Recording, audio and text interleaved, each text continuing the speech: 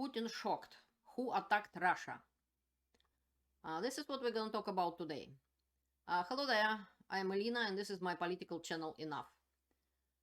Today we're going to talk about that situation which created a lot of rumors and informational noise, I would say, about some sort of a military forces from Ukraine who call themselves Russian Volunteer Corps, crossed the border from Ukraine to Russian Federation, and what it is all about. As you know, situation is happening in time, and different information coming up in different times. So I'll give you the most full information at this moment in time. I created my channel because I researched the war in Ukraine and Ukraine since 2013. The war in Ukraine started in 2014. And I collected a lot of valuable information which is easy to verify, and you're welcome to do so. I'm encouraging you to develop critical thinking if you don't have one to begin with, and verify the information you get. And I will help you. Almost anything you want to ask on the war in Ukraine, this is I can help you with, what I can help you with. And this is TV channel TV Rain, but you saw that video probably in many channels. I just show you a little piece of it, and I'll tell you Russian side, Ukrainian side, and what is actual information and what is not about that. Это видео, как утверждают... These two men saying that they crossed the border to Russian Federation, and they posing on the sign which I looked closely in different videos. It's called Lyubechany obstetrics station, like midwifery. This is a medical center, and it is Russian Federation. So these guys are claiming to be Russian citizens who came from Ukraine to fight for Russia against Putin. And this is how they look like. Участниками так называемого русского добровольческого корпуса. They are representatives of Russian Volunteer Corps, which we will talk about a little later.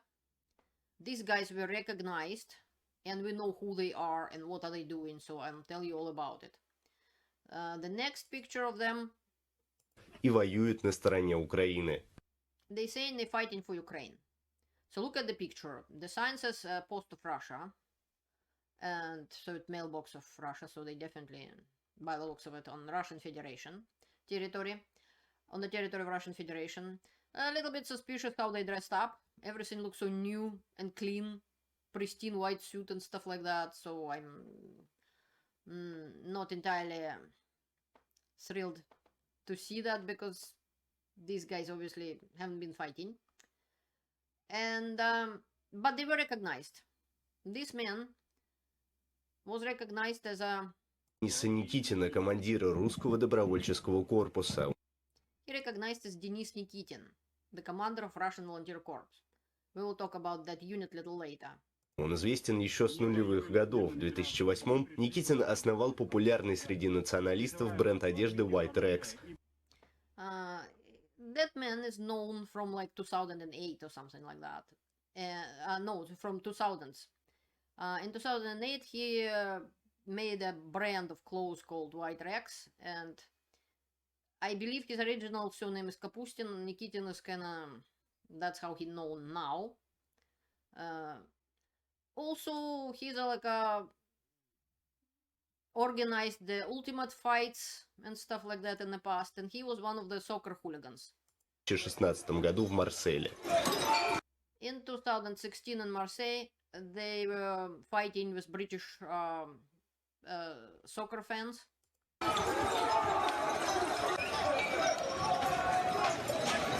Став заметной фигурой в ультраправом движении во всей Европе, Никитин давал интервью, в частности, английскому изданию Guardian. В нем He became a popular figure in the Russian ultra-right movement, so basically Russian Nazi. He actually was interviewed by Guardian at the time. Объяснял идеологическую подоплеку своих действий. Если мы будем убивать... And he talked about ideology of his activities and said that they were одного иммигранта каждый день, это будет 365 иммигрантов в год. He was saying something about killing immigrants every day, and that would be 365 immigrants in a year. So году русский добровольческий корпус впервые заявил о себе в августе 22-го. after full-scale invasion, which Putin unleashed on Ukraine in 2022, people started to talk about Russian volunteer corps in about August of last year. Деление наше именно как русский добровольческий корпус существует, можно сказать, с августа месяца официально. По большому счету все бойцы приняли участие действенное самое в этой войне уже непосредственно 24 февраля, то есть He's saying that his people were fighting on the side of Ukraine since February 24th, and so on. с самого начала войны взяли в руки оружие, кто смог легально, кто смог нелегально, кто So they took weapons, legally or illegally. как. Вот. Есть в нашем подразделении бойцы, которые еще с 2014 года принимают участие в противостоянии Украины и Российской Федерации. Есть He said they have some people in his group who was fighting Russian aggression even in 2014. I was surprised to hear that. те, кто еще на Майдане успел себя проявить. And somebody was even they have been on Maidan, Euromaidan protests and stuff like that. He was saying that few people were there. I'm not sure what they were doing there, Russian citizens, but they were there, he is saying. Еще одного подразделения, воюющего на стороне Украины Легиона Свободы России, Илья Пономарев, тогда же взял интервью у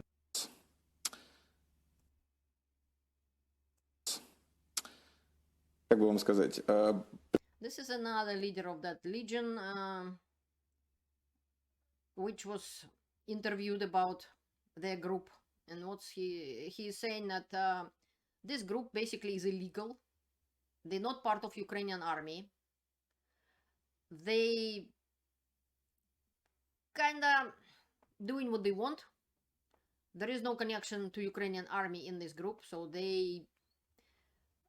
none of the conventions applicable to them because they not mercenaries by the looks of it, because nobody paying them. They not part of Ukrainian army either, so they just fighting by themselves, and they are Russian citizens. And this is what the information we have. There is quite a lot of information about that, but basically this is who Russian Volunteer Corps is. This is their logo.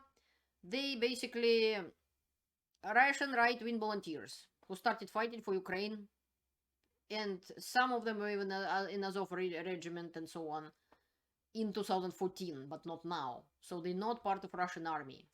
Please don't confuse them with the Freedom of Russia Legion. This is how their logo look like. Freedom to Russia, it says. This Freedom of Russia Legion is a part of Ukrainian army.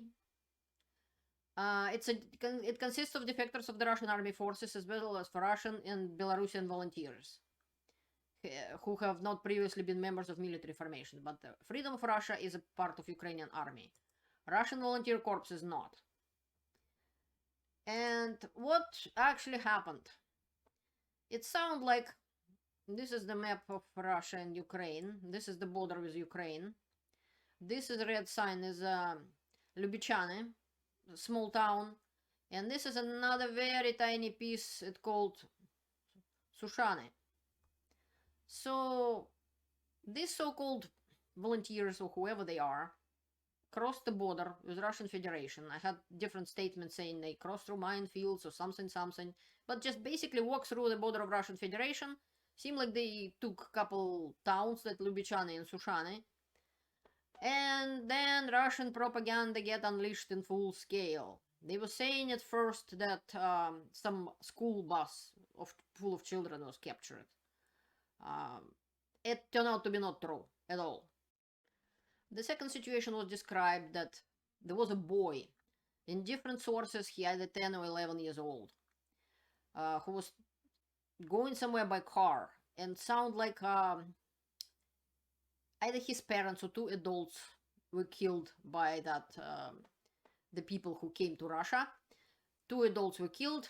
The boy was wounded, but wounded boy with a gunshot wound happened to save 2 girls from the same car, which girls were like about 7 years old. And they traveled about 2 kilometers somewhere, partly walking, partly they hitchhiked a car or something like that. And that woman, Irina, she knows the boy and she took them in and they say, oh boy, he saved the girls, he's a Russian hero now. So his picture and everything was all over Russian news. Putin, of course, claiming that it is terrorism and so on, and blaming Ukraine, and a whole bunch of other stories. Turn out to be most of it most likely just the stories. What we actually know, since we saw it on the videos, some people, Russian citizens, they claiming to be Russian citizens, they came to their own country to take the power from Putin. They were fighting Putin, they were against Putin. That's why they ended up in Ukraine in the first place. But they wasn't left alone by Putin even there, because Putin made a full-scale invasion of Ukraine in February 2022. And the guys started to fight on the side of Ukraine against Russia. And now they crossed the border into Russia. It's hard to say to do what. They didn't really accomplish much. Those 2 little villages mean nothing strategically. They kind of saying, well, Russians take arms and fight Putin and so on. There are some ideas that it could be even FSB propaganda, provocation of some sort. But since the Denis Kapustin, ex-Kapustin, he is the famous person, so he known who he is, and they don't even cover in their faces. So they are Russian citizens. They get back to Russia to fight. That's a possibility. I don't see like they did anything. There is no proofs of, so far I don't see of any kind that they did something terrible in Ukraine and so on. And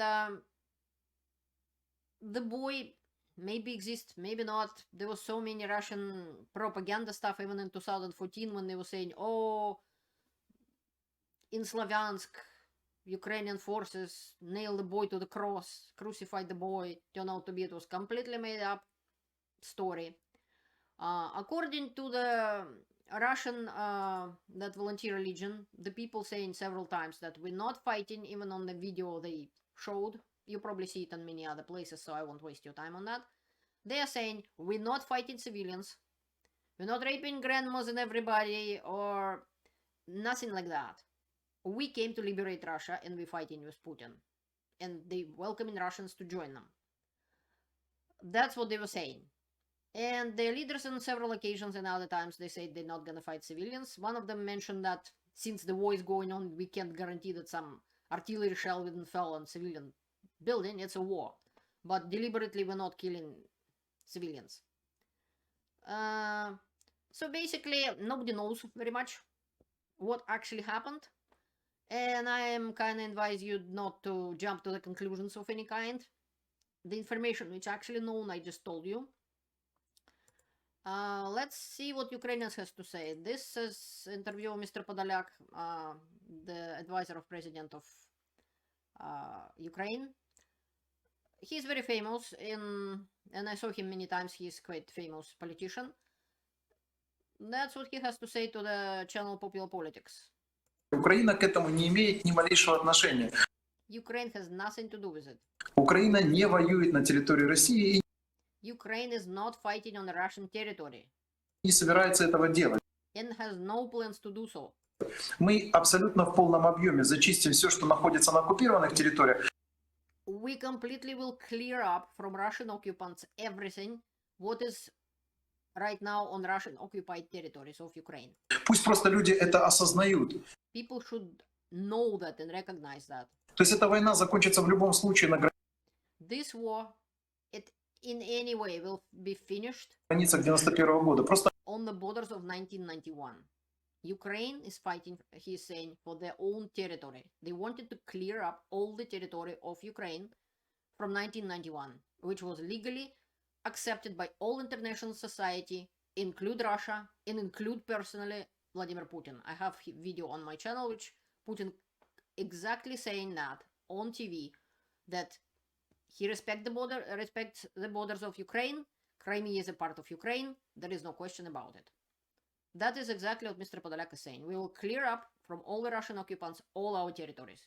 Они должны осознать, что мы в любом случае будем туда доходить. Мы зачистим всех. We will come there and we will get rid of all the Russian occupants and we will arrest their collaborators. Российских оккупантов и приданных им коллаборантов. Это однозначно. А вот This will be for sure. все, что касается Брянской области, ну, нелепо считать, что мы можем провести какую-то абсолютно бесполезную спецоперацию с использованием ДРГ в составе 45 человек для того, чтобы там захватить два села, да? He's saying that it's absolutely ridiculous to think that Ukraine will bother with using a Russian volunteer corps, about 45 people, to make some sort of a special operation on the Russian territory and captured, what, 2 villages who nobody needs a care about. It's absolutely ridiculous. That's what he was saying in the whole his speech, basically, and I don't see the point of it either. As much as I don't see the point, even if it is Russian volunteers who are fighting for Russia, there is absolutely no need for them to shoot at the civilian car, which Putin so outraged. You're welcome to watch video on my channel about Bucha and Slavyansk, about the massacre in Bucha, with a Russian tank shooting at civilian car. Putin didn't have issues with that back then. Now all of a sudden it's a big problem. What is also Mr. Podolyak is pointing out that Russia attacked Ukraine. Russian forces invaded Ukraine even in 2014. They was committing the atrocities, they torturing people, and they committing a whole bunch of war crimes, from shooting civilians, bombing civilians' apartment buildings. You can see it on my channel as well in several videos. And there is a special video about Russian war crimes and stuff. So, and now Putin is outraged just because maybe somebody shoot at some car, which there is no point to do that for that Russian volunteer corps if they can't to liberate Russians. There is absolutely no point to shoot at civilians, and that never was their plan. They was always saying we're not fighting with civilians, and there is no reason for them to do so. Why? Absolutely nothing in there. This is Roman Svitan, military expert. I showed him to you before, so you will acquainted with him. He is confirming what said Mr. Podolyak, only he is saying that perhaps Ukraine doesn't, they not disagree. If they are Russian citizens, they're welcome to come to Russia and fight for their freedom, and it's only helping Ukraine. So there is no problem from Ukrainian side. Yes, they're not Ukrainian forces. Yes, Ukraine not supporting them. But if it's their choice, well, it's helping Ukraine. That's basically what he's saying. And about, there was a question to him, very interesting in my opinion, that what about how they crossed the border back and forth. It sounds like they crossed the border, took those two towns, then came back to Ukraine. So he was asked what about border guards in Ukraine, and Svitan basically saying, well, it's a war going on. Mostly of the border crossing forces concentrated on the other side of Ukraine with the civilized countries, they guarding the border. Since there is a war, Ukrainian army is looking after the border with Russia, which is, they're not the border guards, they just fighting a war. So yeah, theoretically speaking and practically speaking, people can cross the border back and forth. Russian propaganda is saying now that after those military units crossed the border back to Ukraine, they were shot by Russian artillery and destroyed and eliminated and so on. They have not possible idea to know that, and there is no absolutely reason to believe in any of this, like believe in any Russian propaganda. In my opinion, it seems to be it happened. Yeah, there were a few Russian citizens, which we know exactly that their leader is Russian citizen. And they crossed the border.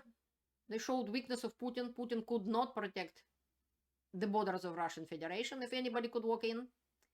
And we know he can't protect Russian borders because the drones falling here and there, Ukrainian drones in the Russian territory, in 150 kilometers from Moscow and stuff like that, and shooting targets in some Engels air base and stuff like that. And Russians S-300 systems doesn't work as they supposed to. And Putin did a big mistake starting this war in the first place. He put Russians in danger. He destroyed big chunk of Russian army and killing people every day. And Russians dying right now in amounts of 5,000 people a week. In 2 weeks, it would be 10,000 people. United States lost that many people in 2 wars over 20 years. Russia lost it in 2 weeks. Or will lose. First week was 5,000, the next week isn't finished yet. So, if they lose the exact amount in this week, then they're losing as many soldiers as many United States lost in 2 wars over 20 years. So, Putin destroyed Russian army, destroyed Russian economy, destroyed Russian reputation, and evil men and bringing only bad things to Russia. So, makes sense to fight against him and defend their life, their property, their laws, which doesn't exist right now under Putin, since people getting arrested for no reason everywhere. There is no constitution, there is nothing. So, Russians either can fight, how Ukrainians, for their own freedom in their own country, or, well, enjoy the dictatorship then. Hopefully, Putin's regime will fall very soon. Thank you for watching. Have a great day.